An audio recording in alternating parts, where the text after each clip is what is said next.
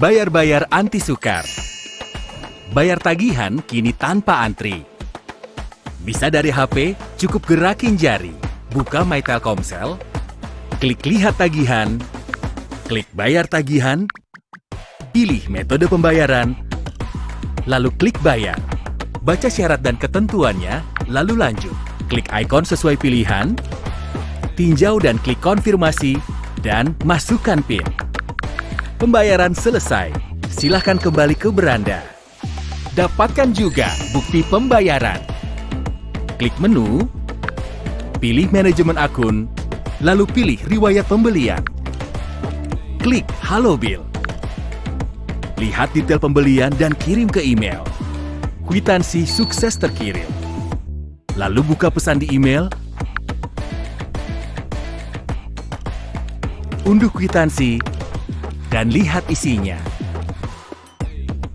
Pembayaran online bisa juga dilakukan melalui asisten virtual Telkomsel, e-commerce, dan channel pembayaran digital lainnya. Semua lebih mudah, bisa dari mana aja.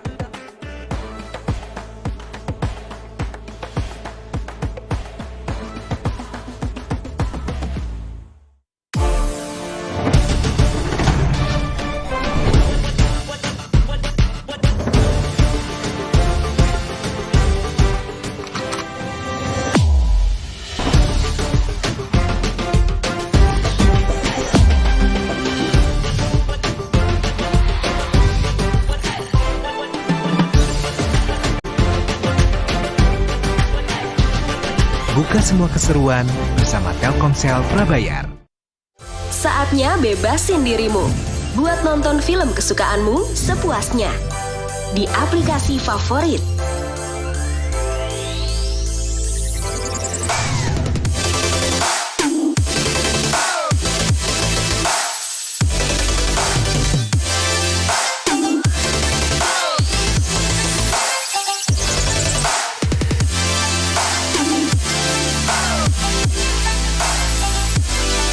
Paket Gigamax. Hanya Rp25.000 untuk 30 hari. Aktifkan sekarang.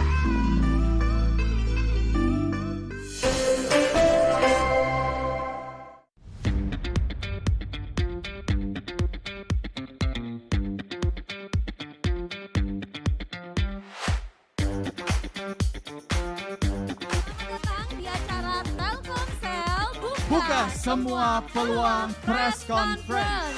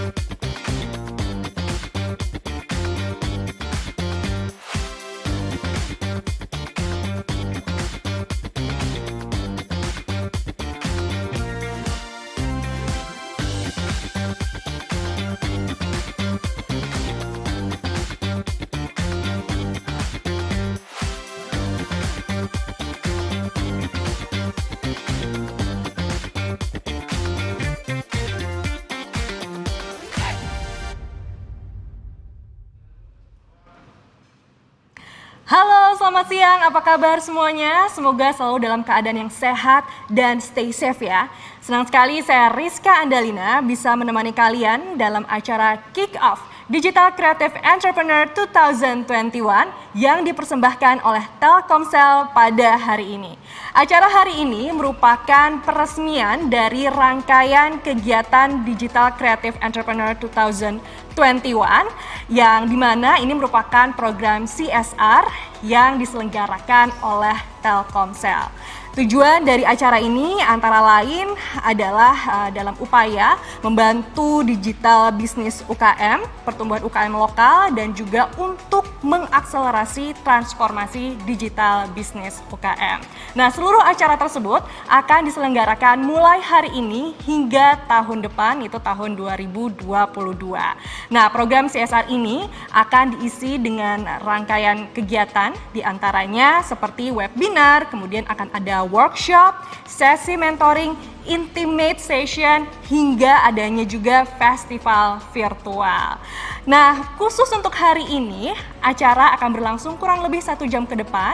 Ini akan diisi dengan ngobrol-ngobrol bareng nih dengan sejumlah narasumber yang tentunya sudah ahli di bidangnya masing-masing, yaitu bisnis dan juga digital. Keempat narasumber kita hari ini antara lain adalah Jessica Lin, yang merupakan founder Everwhite, kemudian ada Cahyanto Ari, Head of Growth Kapan Lagi Universe, dan ada Mas Andri Santoso, General Manager CSR Telkomsel, serta Mas Hadi Sucipto, CSR Manager Telkomsel.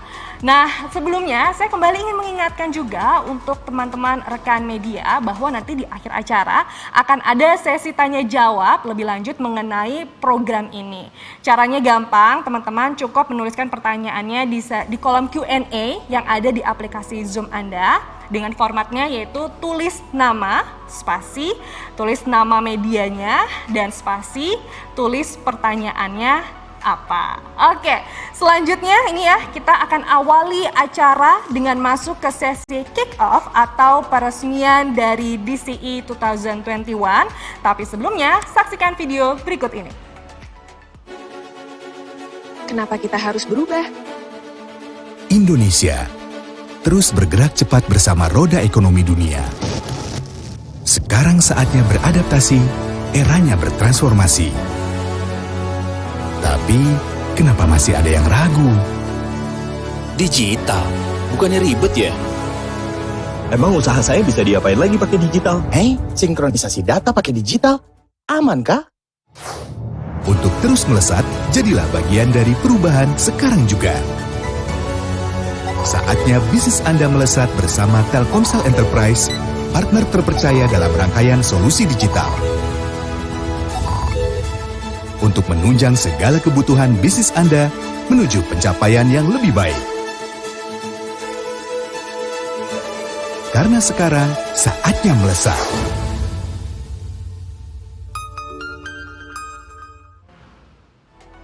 Nah, teman-teman, untuk mengawali kick off Digital Creative Entrepreneurs 2021, sekarang saya akan mengundang Mas Andri Santoso selaku General Manager CSR Telkomsel. Halo, selamat siang Mas Andri, bagaimana kabarnya? Baik ya, bagaimana itu? Apakah sudah siap untuk memulai peresmian hari ini? Sudah siap. Oke. Kalau begitu, langsung saja kita akan memulai peresmian acara hari ini. Kepada Mas Andri, boleh kami persilahkan untuk ke depan layar. Nanti di belakang layar akan muncul tombol virtual, yang dimana nanti Mas Andri akan menekan tombol virtual tersebut sebagai simbol diresmikannya acara hari ini. Aba-aba ada di saya nih ya, Mas Andri siap? Saya akan hitung mundur. 3, 2, 1, silahkan.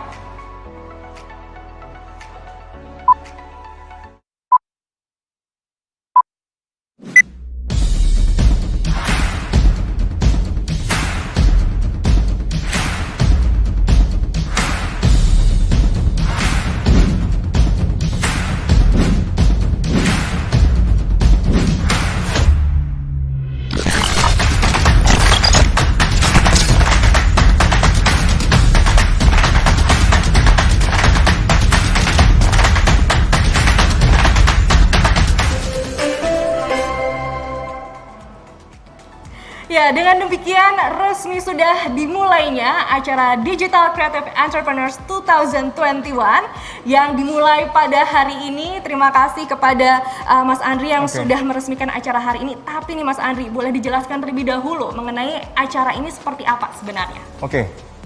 DCE, Digital Creative Entrepreneurs, jadi merupakan sebuah program CSR Telkomsel yang bertujuan untuk mengembangkan UKM yang ada di Indonesia agar lebih go digital dan dipersiapkan untuk masuk ke pasar internasional.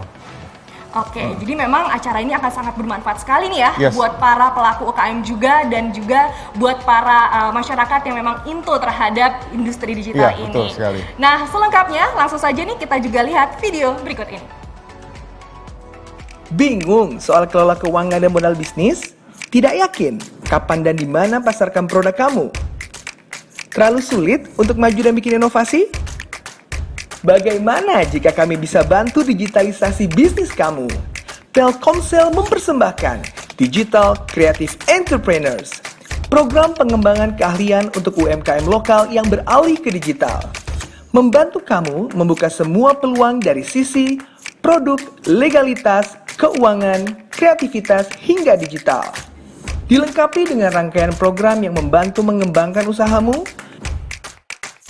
mulai dari webinar dengan tokoh terkemuka, bimbingan bersama mentor dari para pemimpin usaha, digital session dengan Telkomsel, modul digital dari Telkomsel dan Mitra, dan workshop dengan ahli berpengalaman. Kalau kamu warga negara Indonesia, pemilik usaha mikro, kecil dan menengah, dan siap terjun ke bisnis digital, pastikan kamu bergabung di Digital Creative Entrepreneurs 2021. Daftar segera di www.dce.co.id. Jadikan bisnis kamu melesat dengan digital.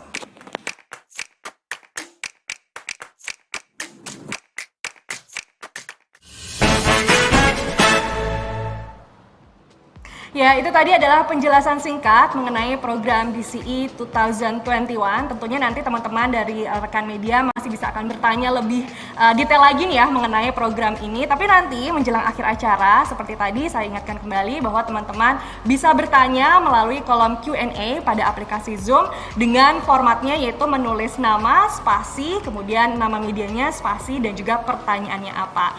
Oke, jadi nanti kita akan ngobrol-ngobrol lagi nih ya dengan Mas Andri terkait program ini. Tapi nanti untuk sementara waktu saya boleh mempersilahkan Mas Andri kembali ke tempatnya. Terima kasih Mas Andri. Nah teman-teman, selanjutnya langsung saja nih tanpa perlu menunggu lebih lama lagi, langsung saja kita masuk ke sesi talk show.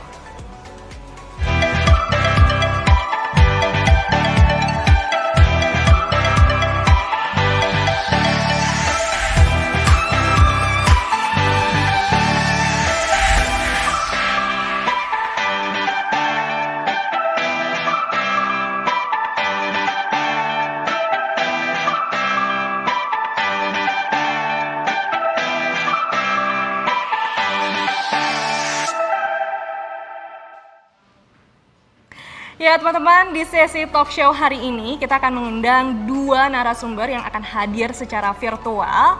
Pertama-tama saya akan undang nih narasumber yang pertama, yaitu Mas Cahyanto Ari. Cahyanto Ari atau yang akrab disapa Ari saat ini menjabat sebagai Head of Growth di Kapan Lagi Universe. Ari ini bertanggung jawab terhadap segala hal yang berkaitan dengan development produk di seluruh site KLY. Ari memiliki berbagai pengalaman terkait engineering, desain product management, operations, dan marketing yang bertujuan untuk menaikkan growth site dari KLY.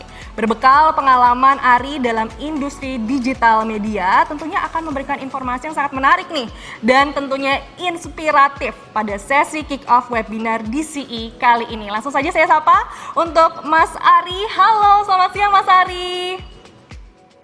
Halo, selamat siang. Bagaimana kabarnya Mas Ari? Salam kenal semuanya. Puji Tuhan sehat. Semoga semuanya sehat-sehat semua ya. Oke, wah udah gak sabar nih ya untuk kita bisa ngobrol-ngobrol bareng di sesi diskusi kali ini. Tapi sebelumnya saya harus memperkenalkan juga narasumber kita yang kedua. Ini ada Jessica Lin. Jessica Lee merupakan co-founder dari Eberwhite, memulai bisnis di bidang kecantikan saat usianya masih muda yaitu 24 tahun, dan kesuksesannya ini membuat ia masuk dalam jajaran Forbes 30 Under 30, dan sampai hari ini prestasi demi prestasi sudah dicapainya dan dirinya pun membawa brand Eberwhite ini go internasional. Langsung saja saya panggil Mbak Jessica. Halo, selamat siang. Apa kabarnya? Boleh di-unmute Mbak Jessica suaranya? Halo Mbak, selamat siang. Baik, apa kabarnya? Aku baik Mbak kabarnya. Oke, baik semua nih ya, semua keadaannya dalam kondisi yang sehat walafiat. Kalau gitu langsung saja nih kita mulai sesi diskusi kita hari ini. Tapi pertama-tama ini pertanyaan yang pertama ini saya ingin tanyakan kepada Mbak Jessica terlebih dahulu nih ya. Bagaimana ceritanya Mbak Jessica ini bisa terjun ke dunia bisnis dan apa yang mendasari atau motivasi apa nih dari Mbak Jessica akhirnya memilih untuk bisnisnya adalah bisnis kecantikan? Silahkan Mbak Jessica. Aku awal mulanya itu kerja di e-commerce beauty Mbak, jadinya memang aku kayak udah terpapar produk beauty tuh di sana. Jadi memang udah setiap harinya belajar tentang si produk beauty itu, terus juga belajar juga tentang marketnya di Indonesia gitu. Di saat itu aku melihat market Indonesia itu sebenarnya demand terhadap produk beauty itu cukup tinggi, tapi masih didominasi oleh produk luar negeri, which is itu Korea. Seperti yang kita tahu, tren di Korea kan kosmetik dan skincare itu gede banget gitu kan, bahkan masuk ke negara Indonesia. Di situ aku melihat peluang kayak demand-nya banyak nih, gede gitu, tapi belum ada banyak produk lokal yang trusted, belum banyak produk lokal tuh yang memang dipercaya gitu oleh konsumen Indonesia sendiri gitu. Di situ aku melihat peluang dan sekaligus tantangan, maka itu aku coba bikin Eberwhite gitu Mbak. Oke, jadi dimulai dengan minatnya terhadap skincare terlebih dahulu nih ya Mbak Jessica. Sebagai kita sesama perempuan pasti suka banget kan ya perawatan. Jadi dimulai dengan memiliki minatnya terlebih dahulu gitu ya Mbak Jessica ya? Betul. Oke, nah sekarang pertanyaan berikutnya ini untuk Mas Ari. Kita kan berbicara mengenai teknologi digital di era sekarang ini ya. Kira-kira seperti apa sih Mas Ari perkembangan teknologi digital di Indonesia saat ini?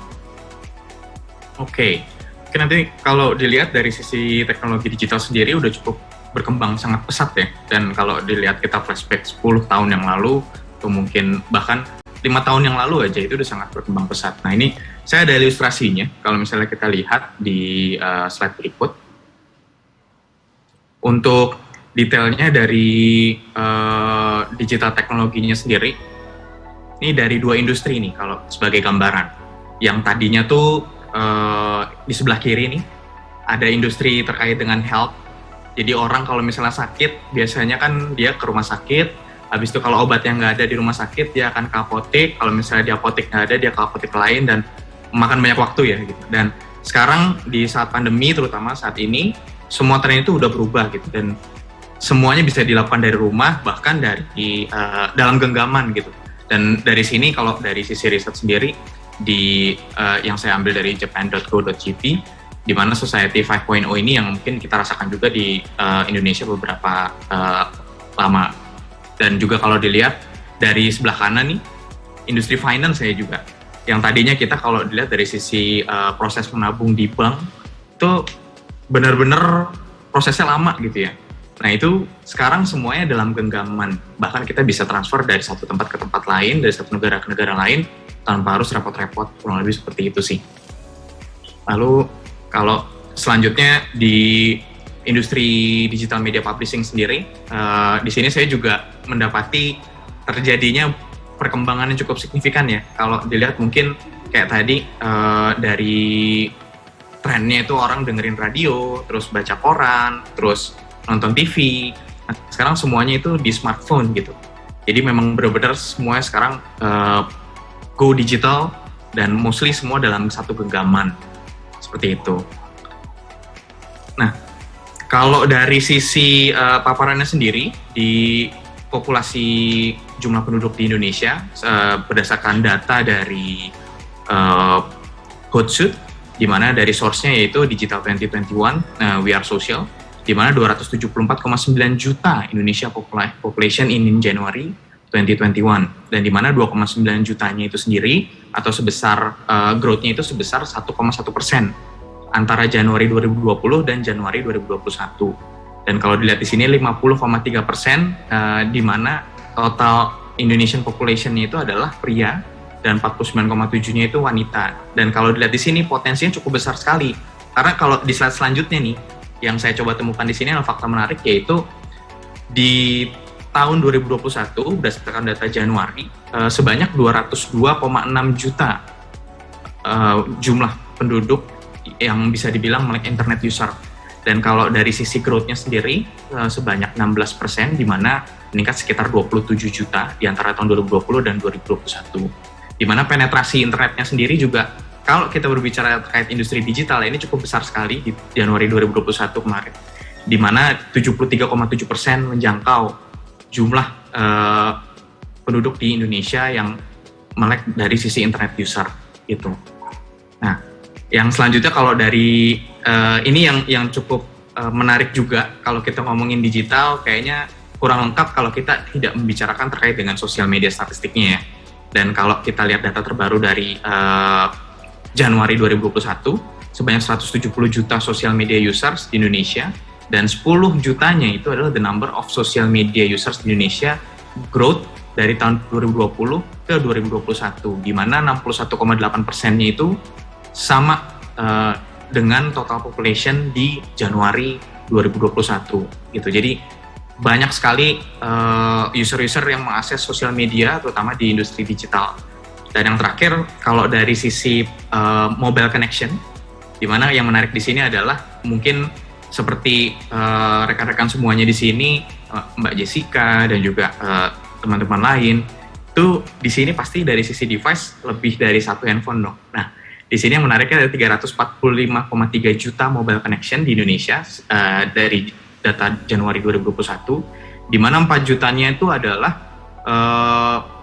the number of mobile connection in Indonesia yang meningkat sebanyak 1,2% di antara Januari 2020 ke Januari 2021.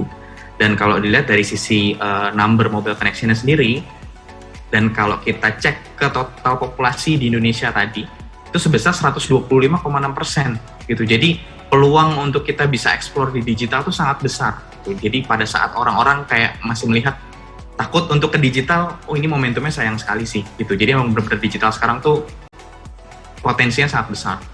Seperti itu, Mbak. Oke, jadi dengan kata lain sebenarnya pandemi ini memberikan pengaruh yang cukup besar ya dengan bertambahnya penggunaan teknologi digital ini, begitu Mas Ari? Betul. Terjadi perubahan behavior kah atau seperti apa?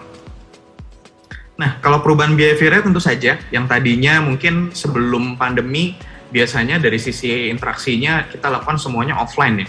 Tapi sekarang udah trennya itu adalah hybrid, di mana pada saat pas pandemi kemarin memang full ada yang WFA, ada yang WFO, dan juga kalau dari sisi minat dari sisi pengguna teknologi itu sendiri, yang tadinya membaca berita mungkin bisa dibilang jam-jamnya itu adalah jam pagi, terus habis itu nanti lanjut jam makan siang adalah siang, lalu jam pulang commute dari kantor itu jam sore ke malam. Nah ini sekarang semuanya itu udah berubah, kita bisa kapanpun mengkonsumsi berita, kapanpun mengkonsumsi sosial media, dan dari tren belanjanya pun juga berbeda. Yang tadinya kita mesti jalan keluar, terus habis itu membeli barang yang kita inginkan. Nah trennya itu berubah gitu. Dan kalau dari pandemi ini, kita banyak sekali belajar dari sisi produknya, dari sisi teknologinya. Mau nggak mau kita harus beradaptasi gitu untuk mencapai sebuah perubahan tersebut gitu.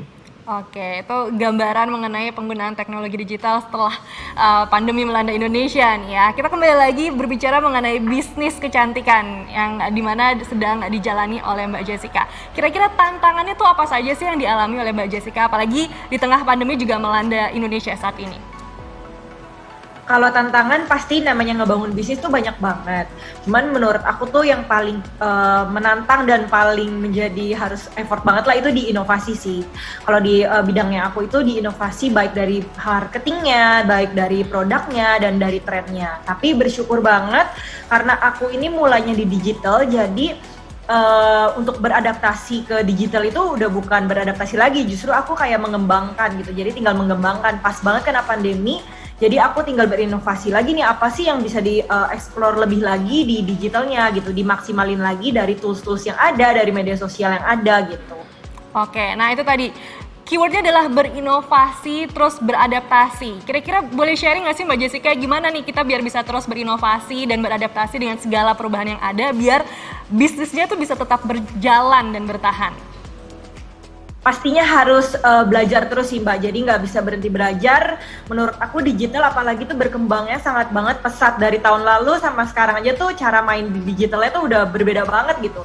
Kayak mungkin di tahun 2020-2021 baru tren banget yang namanya kalau media sosial itu TikTok kan. Aku lahir di Instagram, jadi aku Everwhite ini lahir di Instagram, kita gede di Instagram, tiba-tiba pandemi dan ada TikTok dan harus mulai masuk gitu. Itu cukup sulit banget buat kita karena kayak bikin 30 atau 15 detik aja tuh video kita harus tag sampai kayak 3 jam, 4 jam gitu ulang-ulang gitu karena nggak bisa kan, masih harus belajar gitu editnya segala macam. Nah itu pun aja belum tentu FYP, belum tentu muncul di timeline gitu. Jadi memang yang paling penting sih harus terus belajar sih, jangan pernah merasa diri kita tuh kayak udah cukup nih, udah pinter nih gitu, tapi memang digital itu berkembangnya cepet banget, kita harus mengikuti zamannya juga, kita harus belajar, harus research juga target market kita, mereka ada di mana dan mereka sukanya tuh aktivitas-aktivitas digital seperti apa. Oke, dan karena sudah go digital pun akhirnya belajarnya bisa dari mana saja juga ya Mbak Jessica. Betul. Ya? Betul. Nah itu menjadi keuntungan juga nih ya ketika memang semuanya sudah digital. Nah tadi kan Mas Ari sudah berbicara mengenai behaviornya masyarakat pengguna digital ini ketika sudah pandemi. Tapi sebenarnya seperti apa sih consumer behavior di era digital ini secara detailnya gitu Mas Ari? Oke, mungkin sebelum ke consumer behavior sendiri, kalau pastinya sebelum pandemi, pas pandemi, dan juga setelah pandemi seperti sekarang ini, banyak behavior yang berubah ya. Tapi ini mungkin saya mau tanya pertanyaan basic sih, slide nanti mungkin boleh di-share.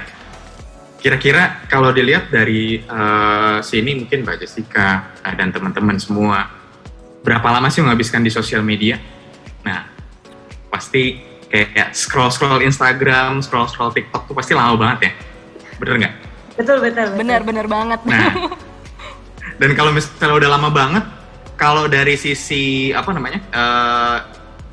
timingnya tuh ternyata faktanya seperti ini. Ini yang cukup mungkin relate sama kita sehari-hari, terutama di tahun 2021 ini ya. Jadi yang di sini ya kalau saya dapat juga dari hasil riset seperti yang di-mention oleh Mbak Jessica tadi, kita paling penting tuh memang data-driven approach lah kalau dilihat. Walaupun dari sisi riset itu quali maupun quanti, setidaknya kita melihat market juga gitu. Dan ternyata daily time spend on media tuh beraneka ragam. Ini saya coba paparkan menurut Hootsuite Digital 2021 Indonesia, time spend using internet sendiri untuk di Indonesia itu sekitar average-nya 8 jam 52 menit. Dan kalau nonton TV ini 2 jam 50 menit, sosial media 3 jam 14 menit. Ini kayaknya tadi yang senyum-senyum audiens di sini mungkin kayak masuk yang 3 jam ini ya.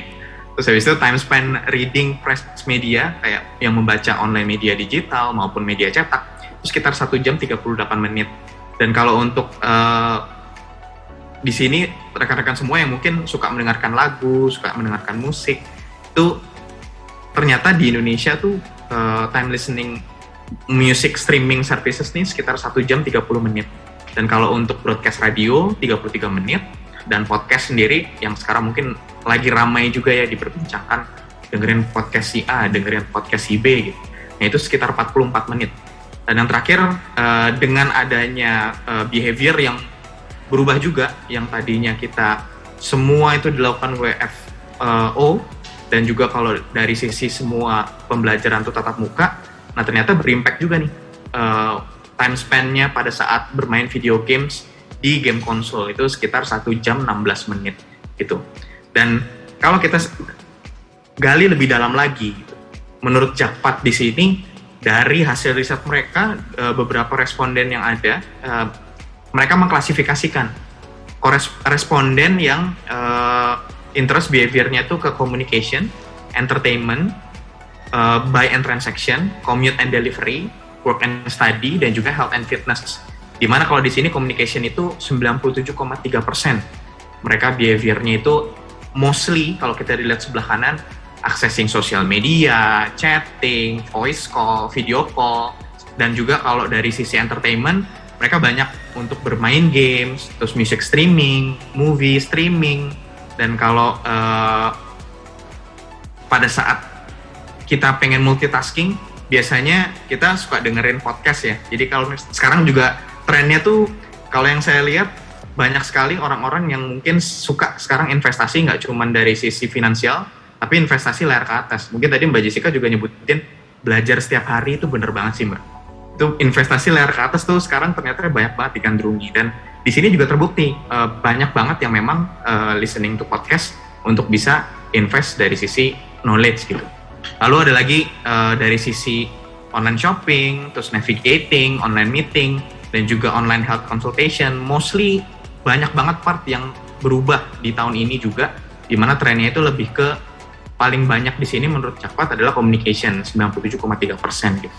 Dan yang saya lihat, kalau misalnya semua trennya ini tuh terharmonisasi dengan baik gitu, yang paling penting di sini tadi selain yang disampaikan sebelumnya yaitu adaptasi, yaitu mengharmonisasikan all asetnya kita tadi.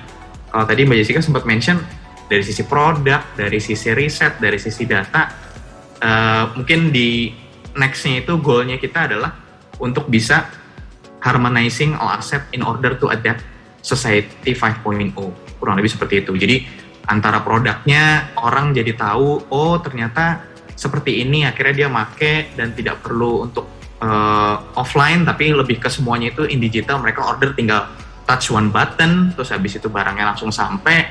Kalau mereka pengen tahu kayak mau nggak nyobain produk kita gitu, nah itu sekarang juga trennya orang nggak perlu jauh-jauh dapat sampling brosur ke supermarket terdekat, tapi cukup mengisi data diri di beberapa form, dan data tersebut jadi secure. Kalau di Kapan Lagi Universe biasanya kita gaining leads ya, jadi pada saat kita ada misalnya behaviornya ngajak user untuk bisa beraktivitas kuis atau mungkin bisa mendaftar event, nah itu juga tren yang mungkin ada perubahan juga, yang biasanya kalau kita lihat 5 tahun yang lalu mau daftar event aja mesti datang ke tempat pembelian tiket, lalu mereka mengisi form kertas. Nah itu semua sekarang udah dilakukan digital, kurang lebih seperti itu. Oke, jadi memang sudah ada banyak perubahan ya dari consumer behavior ini, terutama untuk berbelanja online-nya ya, banyak fasilitas yang juga akhirnya mendukung gitu. Nah, berbicara mengenai bisnis di era digital seperti ini, bagaimana nih Mbak Jessica melihat bisnis saat ini di tengah era digital yang sudah semakin canggih? Seperti yang Mas Hari itu udah sampaikan data-data yang tadi gitu kan, kita melihat ya digital itu berkembang terus, dan menurutku digital akan menjadi masa depan kita sih, karena digital itu bisa diakses oleh semua orang tanpa batas lokasi, tempat, dan waktu. Jadi lebih bisa grab marketnya itu lebih luas lagi dan lebih mudah. Nah menurutku ini tuh bisa menjadi peluang atau jadi sebenarnya benefit untuk pelaku bisnis di zaman sekarang dibandingkan yang udah lalu-lalu gitu kan, tahun-tahun yang lalu gitu. Ini tuh menjadi benefit buat kita sekarang untuk mengembangkan bisnis, karena dapat membantu mengembangkan si bisnis ini nih, bisa jika memanfaatkan digital dengan baik. Jadi karena lebih mudah gitu kan, dan lebih gampang untuk edukasi, untuk menggapai market-market kita terlepas daripada tempat dan waktu. Jadi menurut aku ini adalah peluang yang sangat baik untuk pelaku bisnis untuk mulai beradaptasi ke digital. Oke, tadi kan juga memang Mas Ari memberikan contoh-contoh ya bagaimana akhirnya pelaku UKM ini beradaptasi ke digital. Nah, kalau dari Everwhite sendiri ini bagaimana untuk bisa meyakinkan pembeli secara kan jualannya lewat online juga nih, nah meyakinkan pembeli untuk membeli produknya, boleh sharing nggak pengalamannya seperti apa sih strategi dari Everwhite itu sendiri dalam penggunaan digital ini? Kalau dari industrinya aku itu kan skincare ya Mbak, jadi memang harus butuh banget tuh edukasi gitu untuk menyadarkan juga masyarakat pentingnya menggunakan skincare. Kita tuh melakukan edukasi dari digital. Nah caranya itu edukasi kita selalu masukkan ke dalam treatment marketing kita gitu, supaya mereka lebih aware lagi dan bisa trusted juga terhadap produknya. Itu melakukan dari banyak cara Mbak di digital. Aku tuh melakukan dari kita punya media sosial sendiri, kemudian sekarang itu kan udah ada ads kan, kita juga maksimalin di ads, kemudian tools dari e-commerce gitu, dan sering kita juga melakukan kolaborasi kepada artis atau enggak beauty influencer untuk mengedukasikan dan mempromosikan produk-produk kita. Jadi dari aku sih selalu maksimalin lah apa yang bisa kita maksimalin dikenalin dari media sosial atau e-commerce itu. Perbandingannya seperti apa tuh Mbak Jessica? Kesuksesannya antara kita jualan secara online dan offline. Apakah memang karena diuntungkan juga dengan di era pandemi ini ketika semua orang memang lebih suka berbelanja lewat online, jadinya memang lebih sukses gitu ketika memarketingnya lewat digital, atau bagaimana perbandingannya? Iya, aku sih melihat ya mungkin lebih ke diri sendiri gitu ya. Aku bahkan membeli sesuatu barang di offline itu karena memang udah terpapar iklan atau enggak terpapar memang cari tahu dulu gitu di digital. Jadi menurutku sekarang itu mungkin presentasinya tinggi banget ya Mbak. Kayak even yang belanja di offline itu kayaknya mereka juga udah research dulu nih di online atau enggak di dapat terpapar iklannya gitu. Oke, jadi sangat menguntungkan ya ketika kita bisa beradaptasi ke digital untuk berjualan ini. Nah, tadi kan kita ngobrolin tentang marketing juga nih. Itu gimana sih Mas Ari pengaruhnya digital marketing ini dengan consumer behavior? Nah, ini tadi menarik banget ya. Mereka riset dulu sebelum membeli barang. Terus saya salah satunya nih Mbak Jessica. Jadi kalau saya mau, kebetulan saya interest ke beberapa industri ya. Kalau dilihat dari otomotif, terus sport. Nah di situ juga saya pasti meriset dulu nih, kayak apa sih produk ini tuh apa sih gitu. Terus kalau dilihat juga kayak cocok nggak sih buat saya gitu. Dan apalagi kita semua di sini mungkin beberapa typically yang pada saat kita melihat barang atau visual gitu langsung, wih cakep ya gitu. Nah di sini ada paparan data dari Kantar yang mungkin saya dapatkan juga untuk bisa dibagikan ke rekan-rekan semua. Di sini kalau kita lihat, mostly dari strategi yang bisa kita lakukan, terutama kalau dari digital marketing, impact-nya itu yang langsung ke consumer behavior adalah planning untuk bisa digital marketing itu sendiri. Karena core-nya digital sendiri pada saat kita akan memarketingkan sesuatu, udah pasti kita akan nanti berkutat dengan ads, udah pasti kita akan berkutat dengan materi ads-nya, terus produknya, nanti mungkin saat kita nyiapin foto produknya, kita nyiapin, wah itu part yang paling seru sih gitu. Dan kebetulan dulu juga saya background-nya dari e-commerce juga, jadi part yang seperti itu tuh yang sebetulnya kita akan merasakan, oh ternyata posisi kita bukan hanya sebagai penjual gitu, tapi sebagai orang yang melihat untuk membeli barang yang dijual. Nah, jika di sini kalau relatekan dengan hal tersebut, sebanyak 54% user tuh berdasarkan research-nya Google dan juga Kantar, mereka melihat produk-produk yang dijual oleh para pelaku UMKM atau pelaku bisnis itu berdasarkan dari online ads gitu.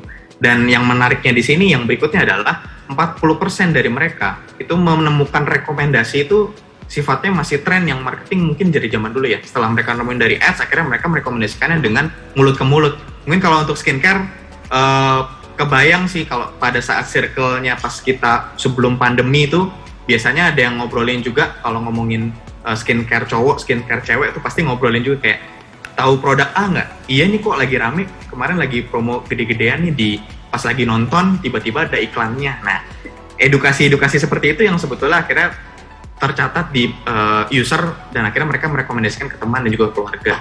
Dan yang berikutnya yaitu dari digital marketing yang sudah di-set oleh pelaku UMKM atau pelaku bisnis seperti tadi Mbak Jessica, itu berimpact sebanyak 32% user tersebut itu mereka mencari produk itu akhirnya ke marketplace gitu. Trennya seperti itu. Kalau dulu kita flashback 20 tahun, 15 tahun sebelumnya, pada saat kita tahu trennya itu sebelum digital sekarang semasif ini, pada saat melihat sebuah brand, pada saat melihat sebuah merek, mereka akan menuju ke offline store terdekat gitu. Tapi kalau sekarang mudah banget. Setelah mereka teredukasi pada saat mengakses beberapa digital platform, lalu mengakses digital media, di situ brandnya terpampang dengan jelas, quality materi dari sisi desainnya juga bagus, akhirnya mereka penasaran terus langsung searching di marketplace dan juga pastinya transaksi seperti itu. Nah, terus ada do's and don'ts-nya nggak sih sebenarnya Mas Ari ketika terutama untuk para pelaku KM nih ya yang mungkin juga sedang belajar dan merambah ke digital. Do's and don'ts-nya tuh apa agar digital marketing ini bisa sukses? Oke. Kalau untuk do's and don'ts-nya lebih ke pada saat ingin setup pertama yaitu posisikan kita jangan hanya sebagai penjual terus atau pelaku UMKM atau pelaku bisnis. Kenapa? Karena pada saat kita ingin mempromosikan produk kita, bayangkan produk kita itu kalau dilihat orang lain seperti apa ya. gitu. Nanti kalau pada saat kita mau promosi produk misal, downs-nya dulu ya, kayak foto produknya ngeblur, terus habis itu deskripsi produknya nggak jelas. Jadi kalau bisa dari sisi foto produk tuh quality-nya harus good performance. Good performance dalam arti mungkin tidak ngeblur, terus fotonya fotonya presisi. Dan kalau untuk dari sisi deskripsi mungkin pilih wording-wording yang memang eye-catchy dari sisi pembeli ya. Misalnya eye-catchy itu adalah yang dijual produknya apa, itu jelas gitu, dan langsung straightforward. Tapi pada saat kita lihat lagi dari flow-nya ya, kalau di sini user tuh biasanya mereka punya passion dulu gitu. Karena kalau ngomongin tips and trick-nya nih, emotion itu pada saat membeli sebuah produk tuh sangat mengaruh pada saat kita ingin memaparkan dari strategi digital marketing. Yang pertama mungkin user journey-nya itu adalah dari passion, mereka akhirnya ke-trigger nih. Terus akhirnya mereka kan research ya, explore, ini produk apa sih gitu. Mereka cari sampai mereka akhirnya menemukan jawaban, clarity-nya dapat, akhirnya mereka conviction. Oke, saya akhirnya mendecide dari harga oke, produk juga bagus, dan juga bukan produk palsu pastinya. Lalu habis itu dari deskripsinya juga cara penggunaannya jelas, terus step by step-nya mungkin kalau produk otomotif gitu, kayak cara masangnya seperti apa, produk kecantikan istilahnya disimpan di mana ya nanti, apa di dalam kulkas, kalau enggak mungkin dalam suhu tertentu. Nah yang seperti itu istilahnya harus jelas gitu, karena tujuan kita untuk bisa marketingkan produk secara digital adalah menjangkau orang-orang yang mungkin tidak hanya tech savvy, tapi user-user yang sebetulnya juga pengen beli, tapi cuman istilahnya mendapatkan informasi yang lebih detail juga gitu. Dan kalau dari sini ada satu study case ya yang saya coba bawa di sini, mungkin di next slide-nya, yaitu terkait brand Nike ya. Nah ini kalau kita lihat dari dulu sampai sekarang, ini hal yang cukup bagus juga untuk tips para pelaku UMKM, di mana dari brand Nike ini kalau menurut research-nya Kantar juga, waktu dulu, dari zaman dulu sampai sekarang, mereka tuh selalu mengedepankan emotive clarity. Jadi pada saat kita melihat brand, oh kalau ada slogannya just do it, ya itu udah pasti Nike.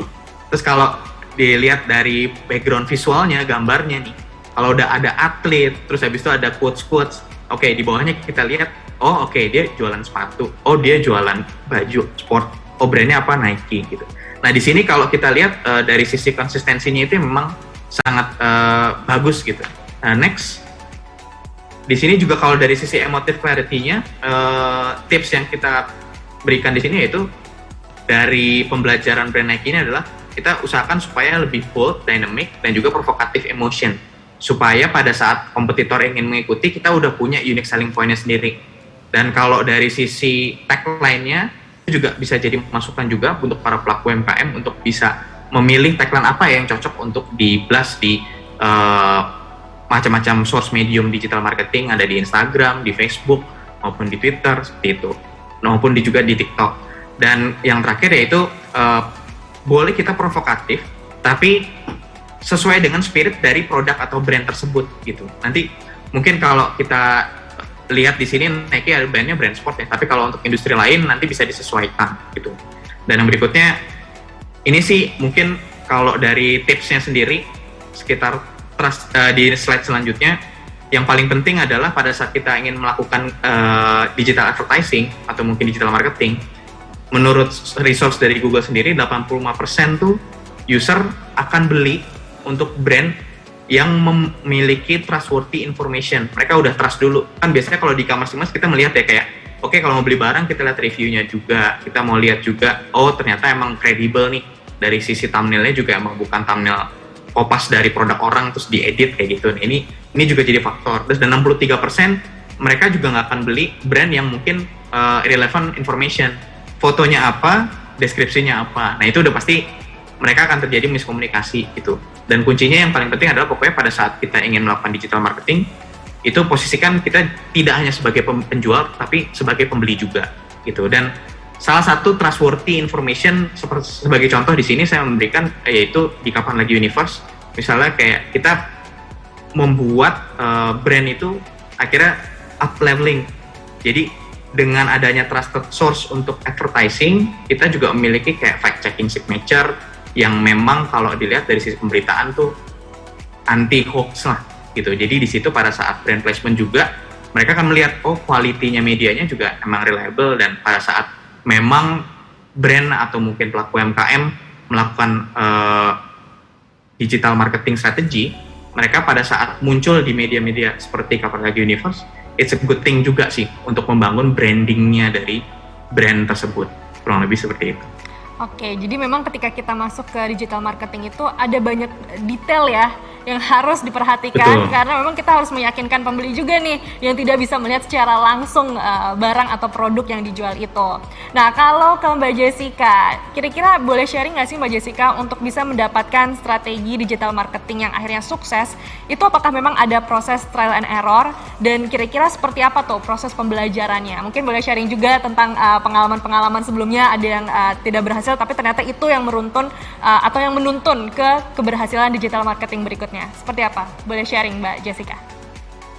Mungkin kalau yang step-stepnya tadi udah dijelasin Mas Ari juga, kayak dari gambarnya itu harus yang bagus, deskripsinya juga harus yang eye-catching juga, dan memang harus related sama produknya. Intinya kita harus mengedukasikan selengkap mungkin biar pesan-pesannya tuh yang mau kita sampaikan dari produknya kita itu tersampaikan gitu ke audiens yang baca atau yang ngeliat. Dan yang pasti kan harus menarik supaya mereka mau attract lah ke produk-produknya kita. Nah, tapi di samping itu juga butuh juga tuh kayak aktivitas-aktivitas atau enggak kayak inovasi-inovasi itu.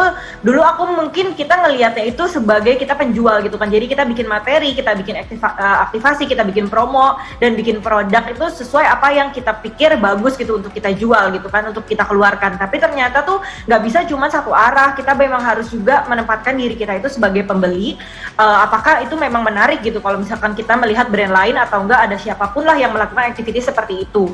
Dan juga kalau dari aku itu belajar banget untuk berkomunikasi dengan audiensnya kita gitu. Jadi kita mempelajari market kita juga seperti apa, mereka sukanya apa, dan juga terus membangun komunikasi atau komunitas kepada audiensnya kita. Jadi kita benar-benar tahu tuh mereka tuh maunya apa, dan kalau kita memberikan apa yang mereka mau, pasti mereka akan lebih senang lagi dan lebih terikat lah sama brand kita atau sama toko kita gitu kan. Jadi harus juga mendengarkan opini-opini dari mereka gitu, seperti misalkan membuat caption yang kayak pertanyaan atau enggak komen supaya mereka bisa feedback ke kita gitu kan. Misalkan kayak produk apa sih yang kalian lagi pengen sekarang gitu kan. Nanti mereka biasanya tuh komen tuh, misalkan dikasih quiz lah, jawabannya 3 terbaik dapat produk. Kita tuh bikin orang mau ikutan kan, dan biasanya mereka tuh kayak jujur gitu loh untuk memberikan jawaban-jawaban itu, sehingga kita bisa melihat nih feedbacknya mereka butuhnya apa sih, jadi kita bisa menyediakan apa yang mereka butuhkan gitu sih Mbak. Oke, jadi memang sangat memanfaatkan channel-channel yang ada di digital ya untuk bisa berkomunikasi dengan para konsumen. Karena tantangannya adalah ketika kita digital, kita kan tidak bisa bertemu secara langsung ya dengan para pembeli gitu. Dan kita harus mendengarkan juga apa kemauan mereka.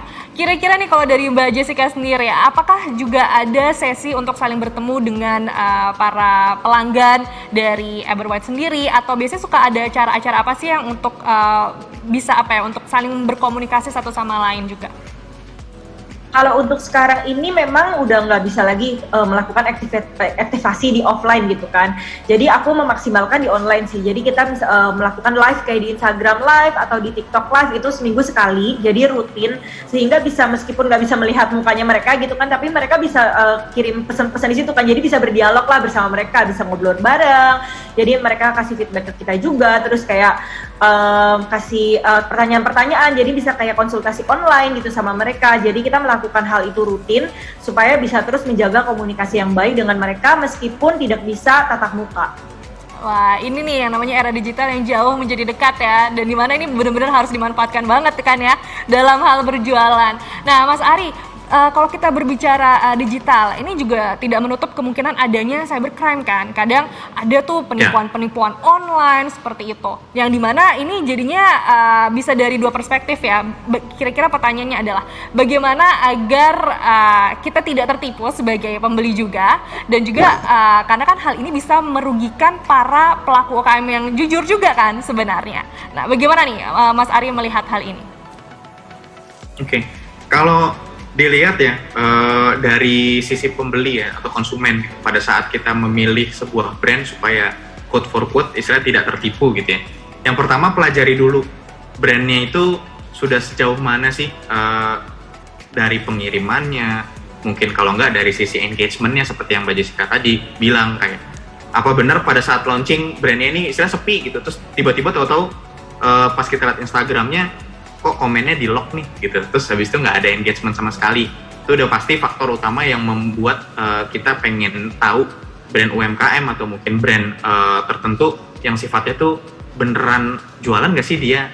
Jadi bayangkan aja mungkin simpelnya kalau kita flashback ke 20 tahun sebelumnya atau mungkin lebih, pada saat kita ke toko terus tiba-tiba toko itu menyebarin brosur ya, terus habis itu brosurnya itu berisi tentang oke, dapatkan produk kami terpercaya dan lain-lain. Begitu kita ke toko, tokonya ternyata rumah kosong yang ibaratnya kayak lah ini alamatnya udah bener, detail segala macam. Nah itu logikanya seperti itu nih. Tapi kalau di dunia digital kita pastikan dulu semua traffic source-nya itu dari Instagram, TikTok, Facebook, Twitter, maupun kredibilitas websitenya sendiri. Itu kita coba cek dulu bener gak sih gitu. Tapi kalau misalnya nggak mau terlalu ribet, sesimpel kita melihat juga, oh ternyata engagementnya sudah cukup rame ya gitu. Nah setelah kita udah percaya dari engagementnya, kita lihat juga nih biasanya produk-produk yang dijual tuh beneran official store nggak sih gitu. Kan kebanyakan sekarang banyak banget yang copying gitu ya.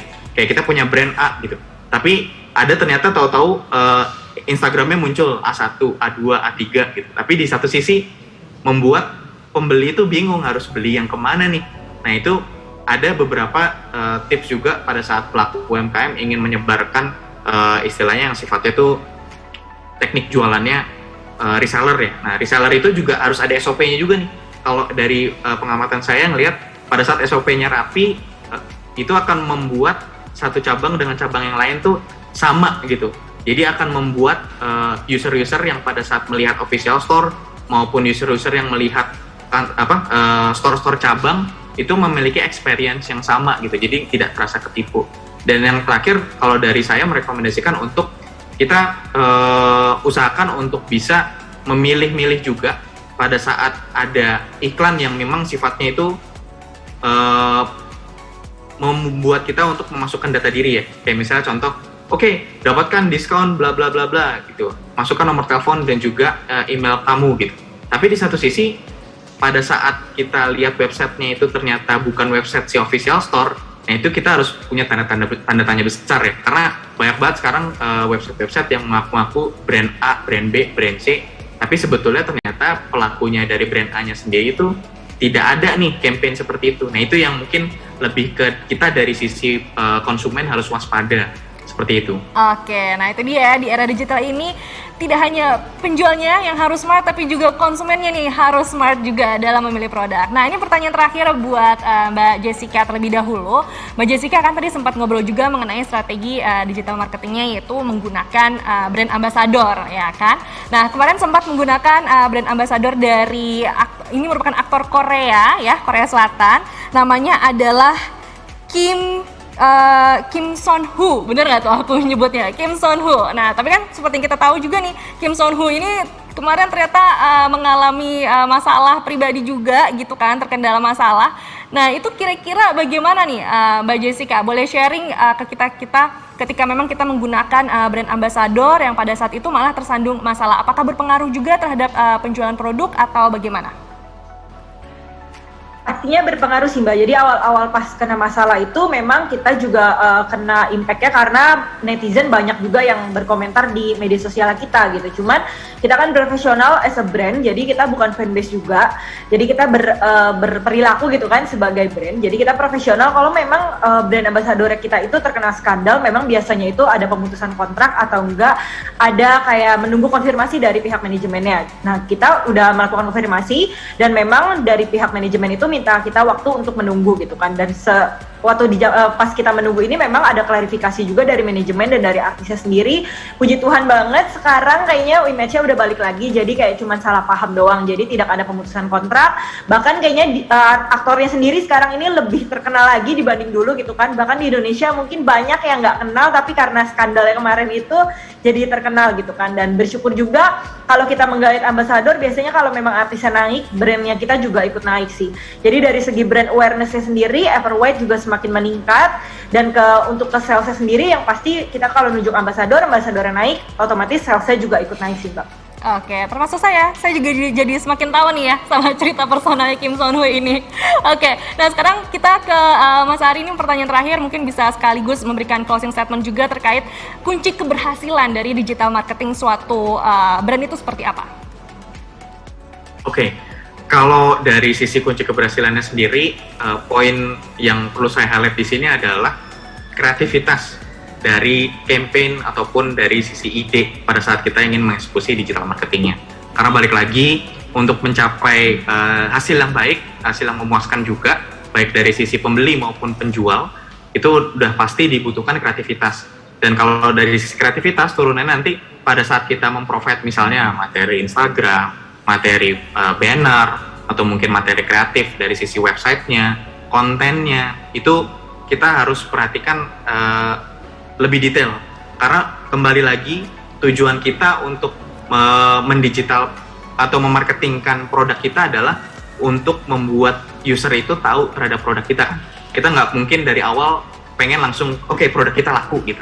Mungkin Mbak Jessica juga di awal seperti itu ya, intinya pengen mengedukasi brand kita tuh apa sih, lalu dari sisi user juga akhirnya tahu oh ternyata brandnya ini. Nah, untuk mencapai itu dibutuhkan kreativitas. Dan tips selanjutnya, kalau dari sisi kunci keberhasilannya sendiri adalah kita harus memprovide informasi yang concise and reliable gitu. Karena kalau dari reliable-nya sendiri kita belum sesuai, pelanggan atau mungkin konsumen sendiri juga akan melihat kayak nih ternyata kayaknya nggak sesuai nih brand ini untuk jualan nih, kayak mendingan beli toko sebelah atau mungkin beli tempat lain gitu. Karena di saat kita membuat strategi digital marketing dan juga di advertising yang baik, itu kepercayaan pelanggan itu tetap menjadi kunci, baik itu dari sisi offline maupun online ya. Jadi usahakan building trusted untuk dari sisi produk yang kita jual, agar user tuh pada saat melihat produk kita, mereka beli, dan usahakan juga setelah beli mereka nggak kecewa gitu. Karena biasanya ngomongin digital marketing, di awal-awal tuh seru tuh, wah kreatifnya, materinya bagus, campaignnya jor-joran gitu. Tapi begitu udah transaksinya ada, terus meningkat secara growth, after salesnya kadang kelupaan. Oh ternyata kalau ada komplain nggak direspon, nah itu akhirnya akan jadi bumerang lagi buat strategi campaign kita. Jadi tadinya kita udah achieve dari sisi growth-nya udah bagus transaksinya, sementara dari after salesnya sendiri, saat produk itu rusak atau mungkin produk itu menimbulkan feedback negatif buat si pembeli juga merasa kayak bingung harus komplainnya ke siapa. Itu sih mungkin dari sisi ideasnya sebagai kunci keberhasilan digital marketing yang baik. Oke, wah perbincangan hari ini intinya daging semua ya. Memang di tengah pandemi COVID-19 ini salah satu yang terkena kendala itu adalah para pelaku UKM ini. Tapi ternyata di era digital malah memberikan peluang baru, begitu seperti tadi yang disebutkan oleh Mbak Jessica ya. Dengan kita beralih ke digital justru memberikan peluang yang baru, tapi tetap harus diingat agar tetap berinovasi, kemudian kreatif seperti tadi yang disebutkan oleh Mas Ari juga, dan tidak lupa juga terus beradaptasi dengan tidak berhenti belajar. Karena dengan kita ke era digital ini akan bisa semakin banyak nih cuan-cuan yang diraih. Oke, terima kasih banget nih ya untuk Mas Ari dan juga Mbak Jessica atas perbincangannya hari ini. Pokoknya sehat selalu ya untuk Mas Ari dan juga Mbak Jessica. Oke, baiklah teman-teman, itu tadi adalah perbincangan kita hari ini, dan selanjutnya masih akan ada sesi talk show berikutnya, tapi setelah yang satu ini. Inilah Indonesia. Negara besar dengan ribuan pulaunya, lautan luas, pegunungan, beragam suku, bangsa, bahasa, warna, dan ratusan juta manusia dengan beragam kebutuhan. Terus, bagaimana menyatukan Indonesia? Inilah tugas kami. Ya, kami, Telkomsel. Jaringan terluas kami menghubungkan setiap orang, keluarga, rekan kerja, teman, dan kesempatan.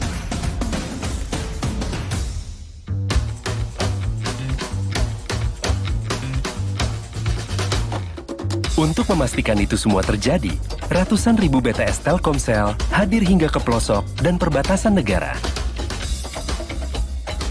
Karena setiap orang berhak untuk selalu terhubung. Berbagai channel pelayanan pun hadir, sehingga seluruh pelanggan bisa menikmati layanan Telkomsel lebih mudah.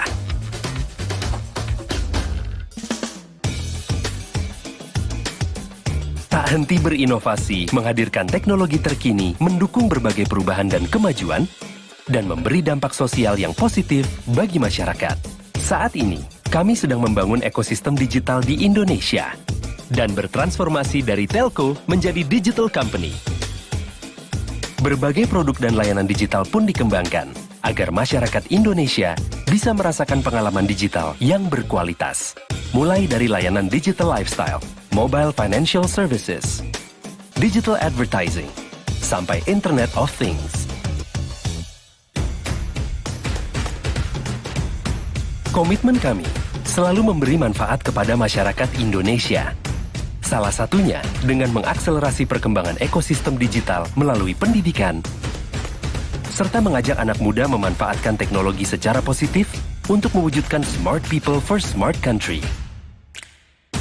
Teknologi pun makin dikenal dan diadopsi.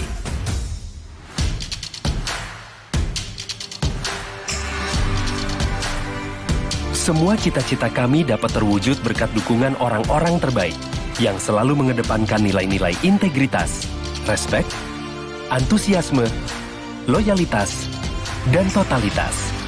Selalu menginspirasi, kreatif, bekerja keras, dan memberikan yang terbaik bagi pelanggan.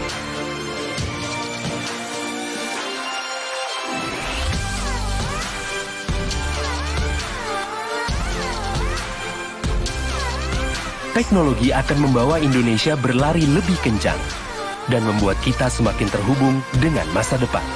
Semangat inilah yang membuat kami selalu optimis membangun Indonesia digital. Semangat yang bukan cuma milik kami, tapi juga kamu.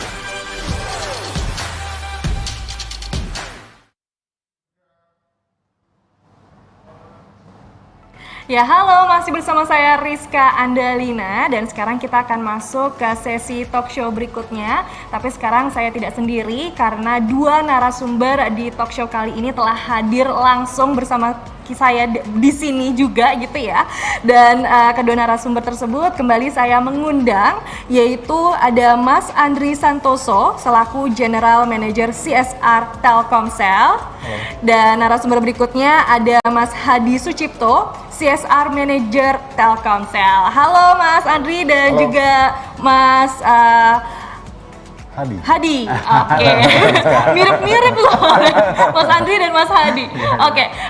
Kita akan ngobrol-ngobrol lebih detail lagi mengenai Digital Creative Entrepreneurs 2021. Nah, ini saya akan bertanya terlebih dahulu kepada Mas Andri ya mengenai tujuan dari Telkomsel sendiri menyelenggarakan acara ini apa? Oke, terima kasih Mbak Rizka. Jadi program Digital Creative Entrepreneurs ini kita mempunyai tujuan bahwa kami Telkomsel sebagai digital telco company gitu ya, berkomitmen untuk mengakselerasi sektor UMKM yang memiliki kekuatan potensial dalam membangun perekonomian nasional di masa mendatang. Jadi untuk beradaptasi dengan teknologi dan bertransformasi ke sistem digital gitu ya. Jadi tadi kata kunci adalah adaptasi dan transformasi. Oke. Tadi kan disebutkan tentang bisnis digital. Memang bagaimana Mas Andri melihat perkembangan bisnis digital di Indonesia saat ini? Bicara bisnis digital, apalagi bicara konteks sekarang pandemik ya, bahwa sangat pesat sekali. Jadi bisnis digital di Indonesia ini harus terus berkembang ya. Dalam satu dekade ini, kemajuan digital merupakan salah satu potensi yang diharapkan dapat membantu menopang kemajuan perekonomian di masa depan ya. Jadi untuk para pelaku usaha tadi balik lagi kata kunci adalah bisa beradaptasi ya dengan perkembangan digital agar terus maju dan memiliki daya saing bisnis yang jauh lebih baik. Oke, betul. Jadi memang apalagi kan era digital ini sudah semakin canggih ya. Sudah saatnya ini para pelaku UKM untuk beradaptasi dan mungkin beralih juga mendapatkan peluang baru gitu kan. Nah, kepada Mas Hadi nih, kira-kira bagaimana kontribusi dari Telkomsel sendiri dalam membantu memajukan UMKM di era digital ini? Oke, Mbak Rizka. Salah satu yang kami lakukan adalah memberikan wadah bagi UMKM untuk dapat mengembangkan bisnis mereka selaku UMKM dengan bertransformasi ke dalam era digital sehingga mereka dapat meningkatkan daya saing bisnisnya. Jadi melalui infrastruktur platform yang dimiliki Telkomsel, khususnya platform-platform digital yang dimiliki oleh Telkomsel, Telkomsel itu berkomitmen untuk bisa membantu para UKM untuk bisa memaju bersama digital. Jadi antara kemajuan UKM dengan perkembangan digital itu bisa berjalan beriringan paralel. Oke. Dan dalam program DC ini Telkomsel juga bekerja sama ya dengan berbagai pihak. Saya sebutkan beberapa misalnya seperti Kunci, ada MyAds, 99% Usahaku, dan juga ada e-commerce lainnya. Kira-kira seperti apa peran dari masing-masing dalam program ini? Nah, MyAds, kemudian Kunci, dan juga 99% Usahaku ini merupakan bagian dari banyaknya platform digital yang dimiliki oleh Telkomsel. Di sini nanti masing-masing platform digital ini akan kita memiliki yang namanya Intimate Class, yang merupakan workshop kepada para UKM untuk diberikan pemahaman, diberikan pengetahuan, dan bagaimana mengaplikasikan digital tersebut. Contohnya untuk MyAds, bagaimana nanti mereka menggunakan, memaksimalkan placement iklan secara digital. Kemudian untuk Kunci ini kan aplikasi yang katalog pembelajarannya itu banyak banget. Sehingga para UKM bisa belajar berbagai modul e-learning mereka melalui aplikasi Kunci. Dan ini juga sudah di-customize, Mbak. Jadi sudah di-customize bahwa kita memiliki para UKM yang nanti masuk onboarding dalam program ini, ada kategori F&B, kemudian ada kategori fashion, kemudian ada kategori craft. Itu nanti juga akan di-customize bahwa mereka bisa belajar, bisa mengakses modul e-learning ini sesuai dengan core bisnisnya mereka. Jadi sampai sedetail itu. Dan kemudian untuk 99% Usahaku, nanti para UKM ini bisa belajar bagaimana sebenarnya mereka mendigitalisasi report finansial mereka itu secara digital. Itu diajarin benar-benar gitu loh. Wah, ini enak banget ya jadi pelaku UKM saat ini ya, karena ada fasilitasnya, terus udah gitu juga didorong untuk bersama-sama begitu kan, untuk bisa bergabung di peluang digital ini. Kalau begitu pertanyaannya, bagaimana nih Mas Hadi untuk bisa bergabung caranya? Ini untuk bergabung sangat gampang sekali. Yang pertama adalah kata kuncinya adalah gratis. Semua orang suka tuh ya kalau ada kata kunci itu. Benar, jadi seluruh pembelajaran, seluruh apapun yang dilakukan dalam rangkaian program DCE ini, Digital Creative Entrepreneur ini gratis, cukup mendaftar di websitenya kita di www.dce.co.id. Nanti ada link untuk pendaftarannya, mengisi submission formnya, kemudian nanti akan mendapatkan email dari kita, dari DCE untuk dikurasi. Lalu kalau terpilih dari kita, pasti yang mendaftar pasti dari ribuan UKM bisa jadi. Tapi yang akan masuk onboarding hanya 150 nanti, Mbak. Jadi harus benar-benar pada saat mensubmit di form yang sudah dibuatkan di website kita, benar-benar mensubmit sebuah profile UMKM yang menggambarkan bahwa kita merasa bahwa UMKM ini layak untuk kita jadikan peserta di DCE ini, gitu Mbak. Oke, ini berarti limited seats ya? Sangat limited. Hanya berapa tadi? 150 UKM yang onboarding.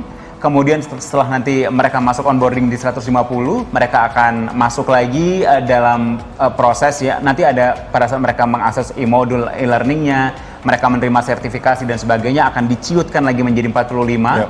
Kemudian diciutkan kembali menjadi 15 dan diciutkan kembali menjadi 9 finalis. Di mana programnya mulai dari onboarding, kemudian mereka akan masuk nanti ke sisi intimate session, workshop dan sebagainya. Itu nanti akan dibuatkan juga sebuah virtual exhibition untuk mereka. Dan 9 finalis yang menjadi UKM yang paling stunning gitu di program ini akan mendapat garda depan di exhibition virtual tersebut.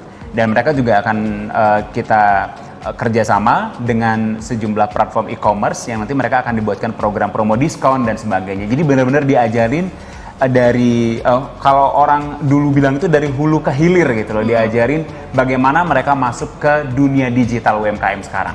Oke, jadi tadi gratis, tapi yang paling penting adalah harus bisa menampilkan profil terbaiknya nih ya. Betul. Biar bisa terpilih, karena tadi banyak banget program-program yang menarik dan tentunya sangat bermanfaat nih buat para pelaku UMKM. Jadi programnya tadi kan ada, apakah ada hal-hal lain juga yang akan didapatkan oleh pelaku UMKM ini? Nah, ada detail lainnya? Nah, benar banget Mbak Rizka, ini pertanyaan yang memang saya yakin pasti akan ditunggu-tunggu oleh teman-teman UMKM. Sebenarnya kami ngapain sih nanti di program ini gitu? Apakah kami cuma ngeliatin webinar? Kalau dulu, sekarang ini pandemi kan memang mengajarkan kita jadi lebih agile ya, bahwa banyak hal yang bisa kita lakukan di dunia digital saat ini, jadi lebih terbuka gitu.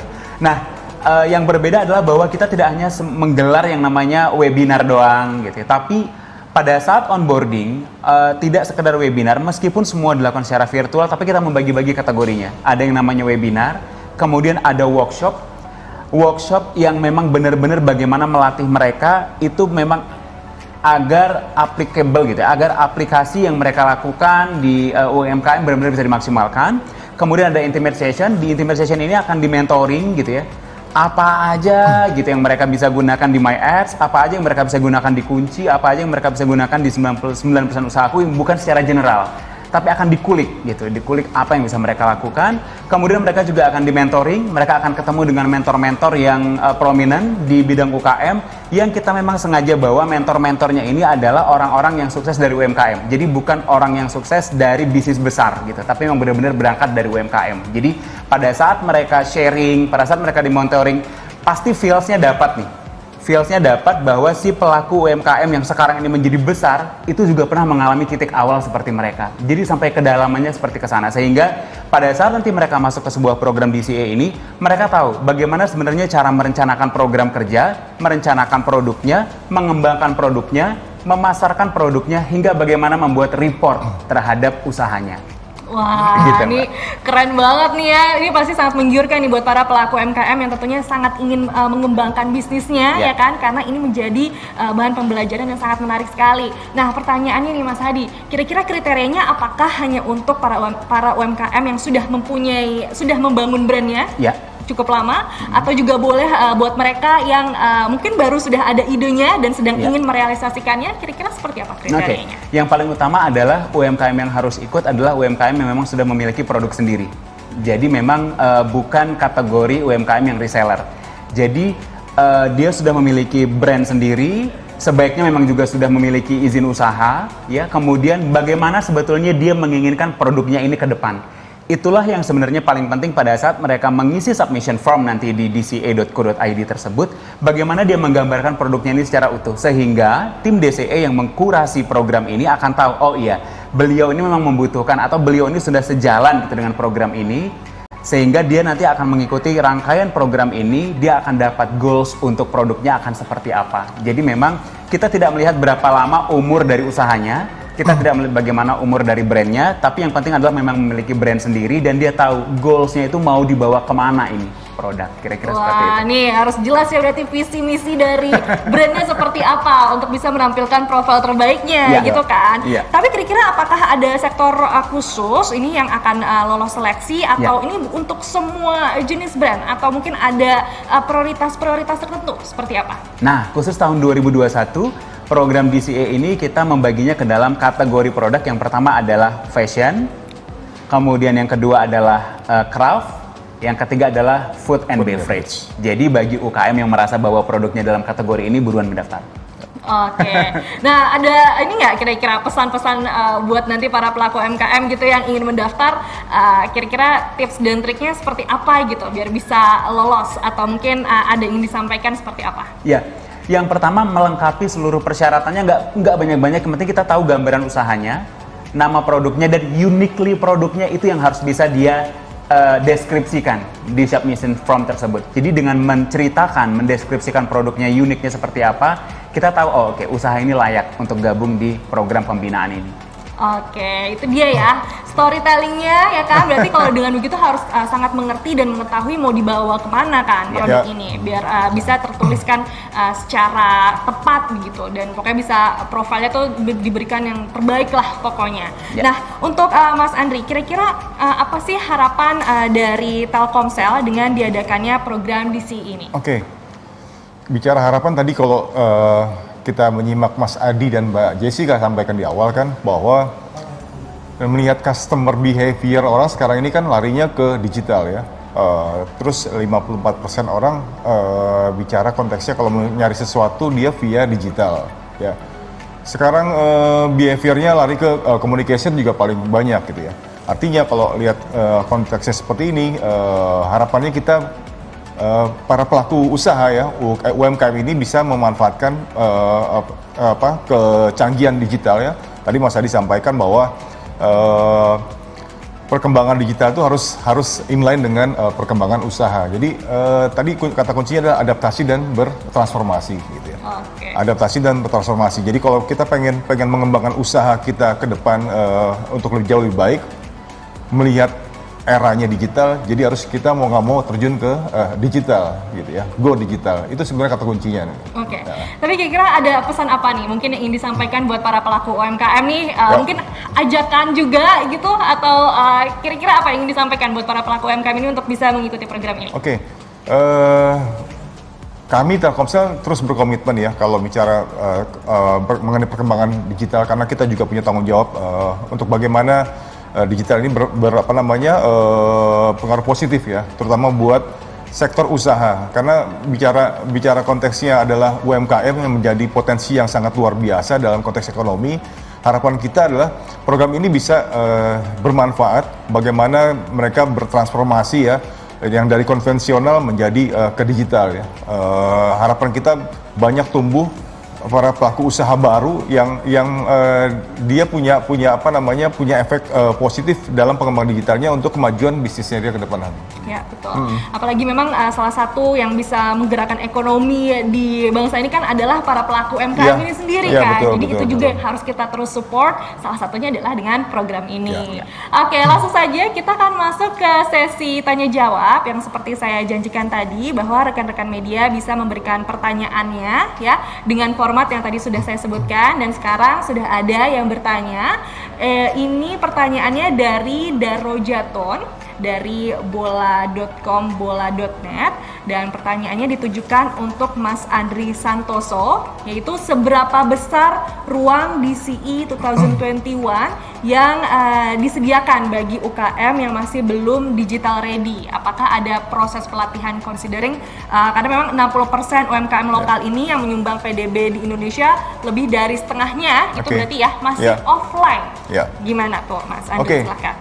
Kita menyadari bahwa kenapa kita create satu program DCE ini ya, Digital Creative Entrepreneurs, karena kalau kita consider kepada teknologi digital, memang kita yakin ada beberapa pelaku usaha yang memang belum digital, artinya masih konvensional gitu ya.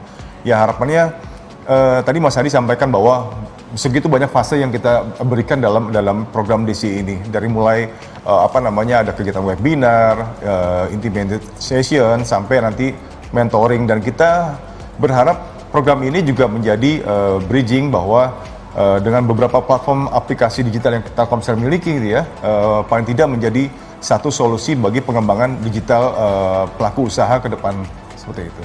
Oke, nah itu tadi kita sudah bertanya-tanya ya kan, bercerita lebih jelas lagi mengenai program dari Digital Creative Entrepreneurs 2021.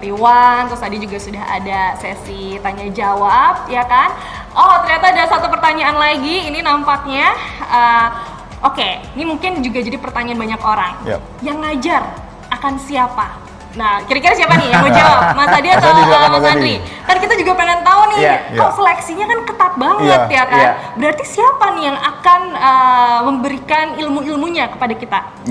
Tadi saya sudah sedikit membocorkan bahwa pelaku-pelakunya adalah tokoh-tokoh yang saat ini sangat terkenal dan berangkat dari UMKM lokal dan mulai dari yang sangat kecil gitu Mbak. Namun agar para UKM ini benar-benar melihat dulu bagaimana program ini, mengulik dengan detail bagaimana program ini, itu akan kami sajikan semuanya di dca.co.id. Oh gitu.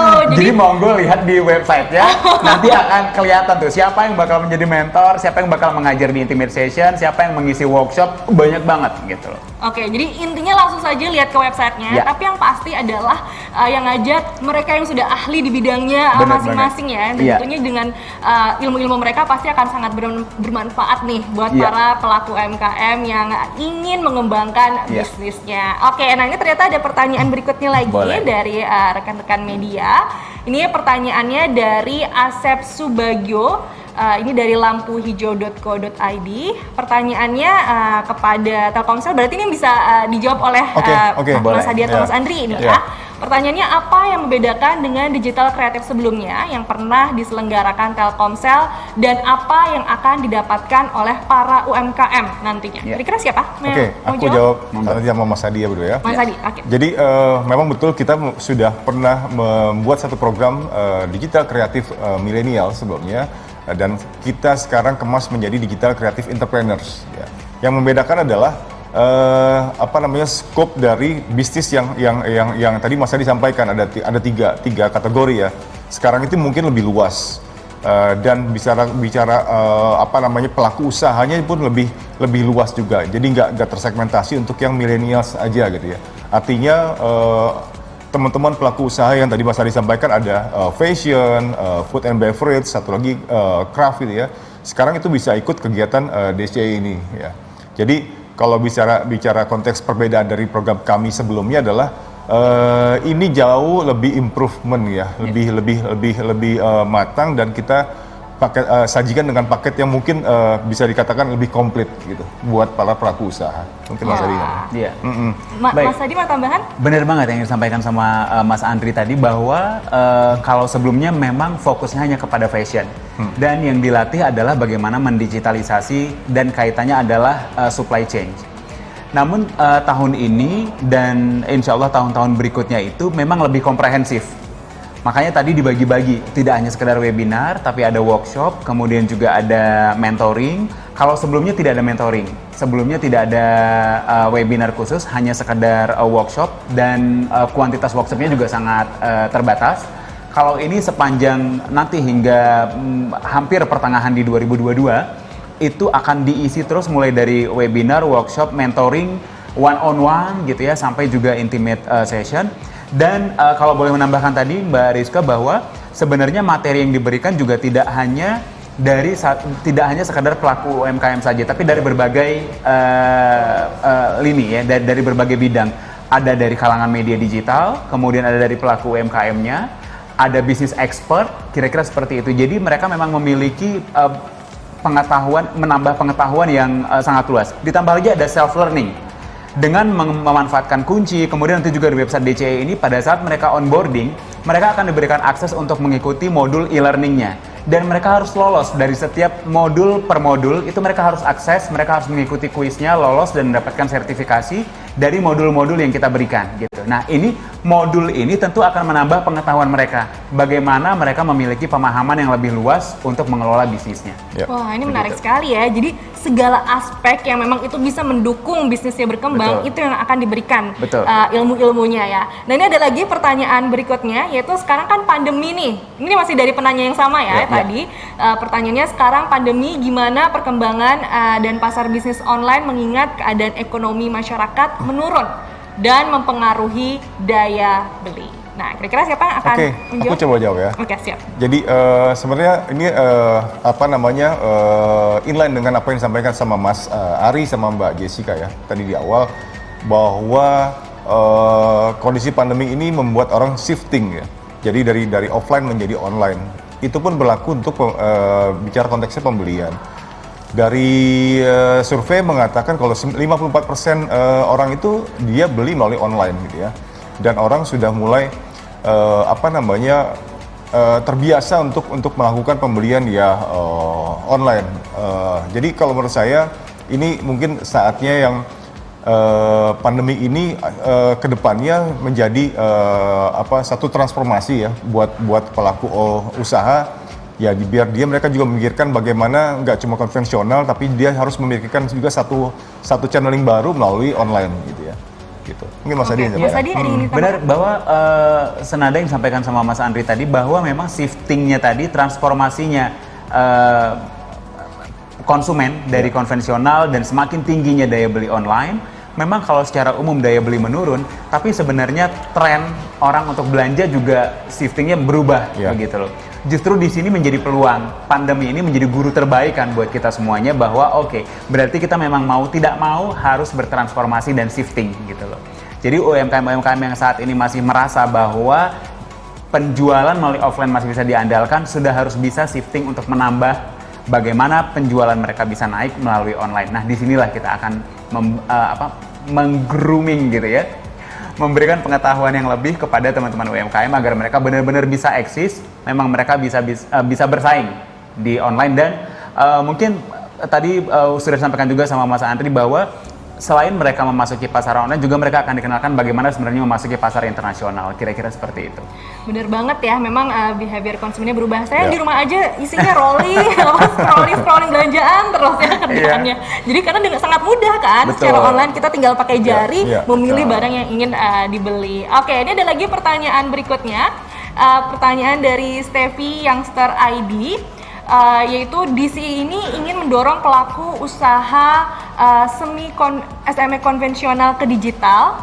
Apakah akan ada dukungan pemasaran dari Telkomsel setelah peserta terpilih? Nah, silahkan. Kira-kira siapa yang akan menjawab? Oke, saya nanti tambahkan Mas Adi ya. Bahwa tadi sampai Mas Adi di awal menyampaikan bahwa ada kita punya platform digital ya. Ada kunci 99% usahaku, ada MyAds. Sebenarnya dari platform digital yang kita punya itu juga MyAds itu adalah terkait promosi ya, terkait promosi marketing tools yang memang ke arah digital. Harapannya dengan DCE ini dan MyAds di dalamnya sebagai satu materi yang disampaikan, udah bisa kebayang tuh bahwa nanti era digital mereka harus melakukan promosi seperti apa sih gitu ya Mas Adi ya? Betul. Gitu. Jadi itu yang kita pengen ada satu consider baru dari pelaku usaha bahwa mau nggak mau bicara percepatan teknologi ini juga harus mereka shifting pemasarannya melalui digital. Baik, dari Mas Adi ada yang mau ditambahkan? Jadi kaitannya juga dengan berbagai platform yang tadi sudah ikut bergabung meramaikan program ini. Contohnya di 99% usahaku juga nanti mereka akan bisa bertemu juga Mbak dengan berbagai penyedia bahan baku gitu misalnya. Oh ada UKM yang berasal dari kategori fashion, butuh kain dari mana gitu, butuh kain tenunan gitu misalnya. Di 99% usahaku mereka juga akan bisa bertemu mitra di situ. Mereka juga akan bisa berinteraksi sama UKM lainnya gitu ya. Yang mungkin pelaku UKM di 99% usahaku bukan menjadi program yang ada di onboarding DCE. Tapi jadinya akses mereka untuk bertemu dengan berbagai komunitas pelaku UKM itu akan semakin terbuka luas. Yang namanya guyup atau kolaborasi itu akan memperbesar peluang potensi usaha menjadi semakin berkembang.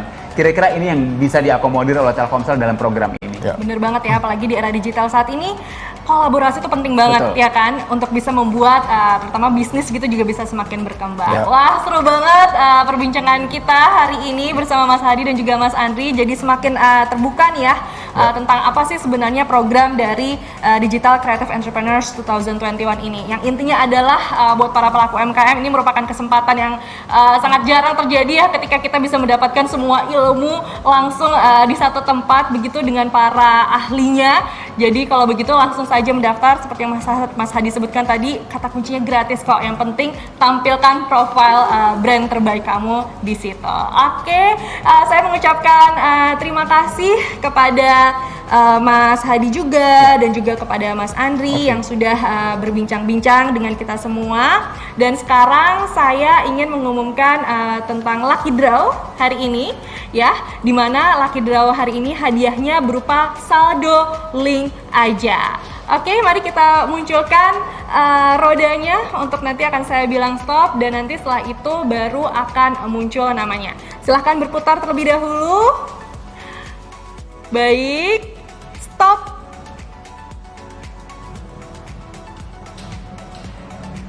Ya, stop. Oke, rodanya sudah berhenti dan sebentar lagi ini akan muncul namanya yang ada di layar, bisa dilihat. Ini pemenangnya adalah dari suara.com, yaitu Ditya. Selamat kepada Ditya dari suara.com. Kemudian ada lagi pemenangnya. Oh, kita akan memutarkan lagi rodanya ini. Silahkan diputar lagi rodanya, boleh. Stop. Ya. Oke, sudah berhenti rodanya dan ini dia namanya muncul kembali yang mendapatkan hadiah, yaitu dari marketer.com. Untuk namanya ini adalah Lavish. Adalah namanya Hafiz, maaf. Yaitu Hafiz dari marketer.com. Selamat kepada Hafiz. Dan berikutnya ini kita masih akan ada lagi lucky draw-nya. Boleh diputar kembali rodanya. Nanti saya akan sebutkan stop. Oke, stop. Ya, rodanya berhenti dan akan muncul namanya, nama pemenangnya di layar. Ini dia adalah nama pemenang berikutnya dari merdeka.com, yaitu Fauzan. Nah, masih ada lagi. Wah, banyak sekali nih ya hadiah hari ini. Mari kita putar lagi rodanya untuk menentukan pemenang berikutnya. Kita putar. Stop. Ya, rodanya berhenti dan kita akan melihat sebentar lagi nama pemenang berikutnya. Ini dia nama pemenang berikutnya dari Jawa Pos, yaitu siapa namanya? Brian. Oh, salah, Rian. Oke. Namanya adalah Rian. Selamat kepada Rian dari Jawa Pos yang memenangkan hadiah, dan masih ada lagi nih hadiah berikutnya. Kita putar lagi rodanya. Kita putar-putar lagi rodanya dan stop. Oke, berhenti rodanya. Dan akan muncul lagi nama pemenang yang kelima. Ini dia namanya untuk pemenang kelima dari lucky draw hari ini, yaitu namanya adalah, boleh kita ulang lagi ternyata. Ulang lagi, kita akan ulang lagi untuk lucky draw-nya. Rodanya akan kita putar lagi. Silahkan diputar lagi rodanya. Ya, stop. Berhenti rodanya. Oke, kita akan melihat nama pemenang yang kelima. Ini baru ada nama pemenangnya ya. Nama pemenang yang kelima bisa dilihat di layar kaca, yaitu dari Tempo. Ini ya. Namanya adalah Hoiri. Itu dia pemenang kelima hari ini. Jadi tepuk tangan untuk kelima pemenang kita hari ini. Mereka mendapatkan hadiah dan nanti akan segera dihubungi oleh tim panitia. Oke, tadi kita sudah talk show, ngobrol-ngobrol dengan narasumber yang sudah ahli di bidangnya, yaitu di bidang bisnis maupun digital. Tadi kita juga sudah ngobrol-ngobrol mengenai program dari Digital Creative Entrepreneurs 2021 ya, yang jangan sampai Anda lewatkan. Pokoknya harus banget daftar ya. Dan tadi sudah bagi-bagi hadiah juga. Maka lengkap sudah seluruh acara hari ini. Mohon maaf kalau misalnya ada kata-kata yang salah. Dan akhir kata, saya Rizka Andalina mengucapkan terima kasih dan sampai jumpa.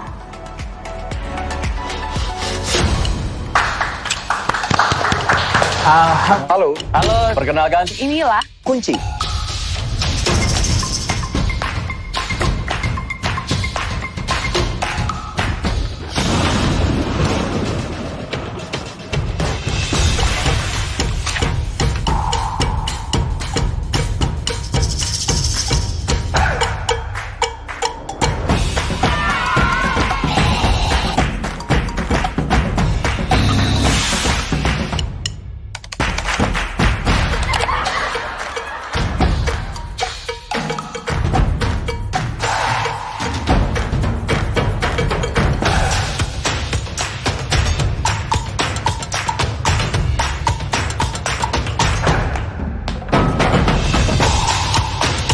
Ini kunci sukses kita.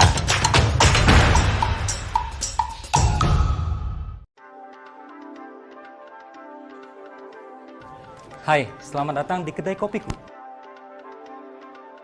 Kalian pasti tahu kan, dalam mengembangkan usaha itu ada banyak hal yang harus dikerjakan.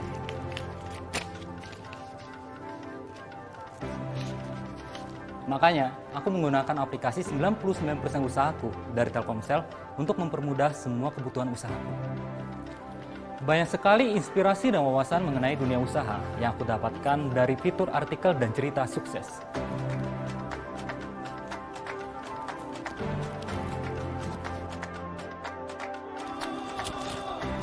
Lalu, ada fitur digital learning yang memberikanku kiat-kiat dari narasumber ternama.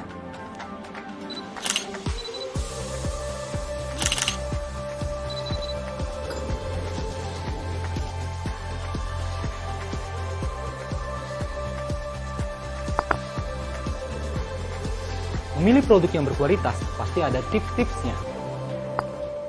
Makanya, aku sering membuka fitur forum diskusi untuk bertukar pikiran dan minta pendapat sesama user.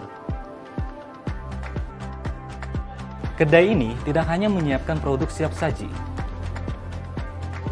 Dengan aplikasi 99% usahaku, aku bisa dengan mudah mempromosikan produkku melalui fitur peluang usaha. Di fitur ini juga, aku bisa mencari bahan-bahan yang memungkinkan aku untuk menambah menu alternatif selain kopi.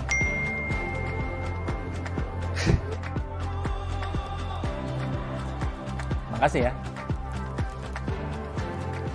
Dengan menambah varian menu, maka peluang usahaku pun juga bertambah.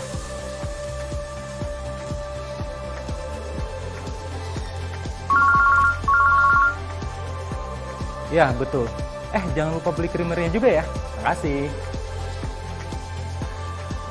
Aplikasi 99% usahaku juga menawarkan berbagai macam solusi digital yang memudahkan usahaku. Seru kan aplikasi 99% usahaku? Selain menambah wawasan mengenai dunia usaha, kini usahaku jauh lebih efisien dan berkembang. Tunggu apa lagi? Unduh sekarang juga aplikasi 99% usahaku.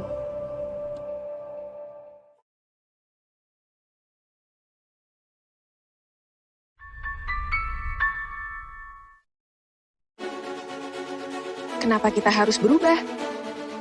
Indonesia terus bergerak cepat bersama roda ekonomi dunia. Sekarang saatnya beradaptasi, eranya bertransformasi.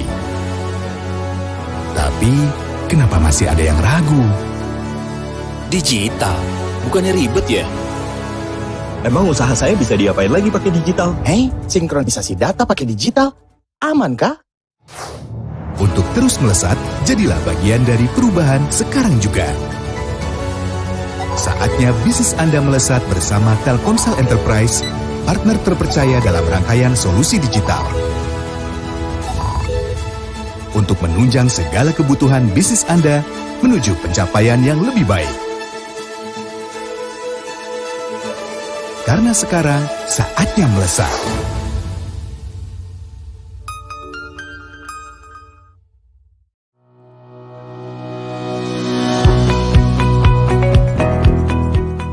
Menjangkau pelanggan yang lebih luas? Telkomsel My Ads hadir untuk menjawab kebutuhan Anda dalam memperoleh lebih banyak pelanggan. Telkomsel My Ads merupakan platform beriklan yang dapat memberikan keleluasaan kepada Anda untuk membuat pesan, mengirim pesan, hingga memantau produk iklan Anda secara mandiri, di mana saja dan kapan saja. Kepada lebih dari 172 juta pelanggan Telkomsel di seluruh Indonesia. Dan dapat menggunakan profil tertentu sehingga lebih tepat sasaran. Pengiriman pesan promosi dapat berbentuk SMS, MMS, dan pop-up. Telkomsel My Ads menawarkan 3 layanan yang unggul, yaitu Location Based Advertising, Broadcast, dan Targeted.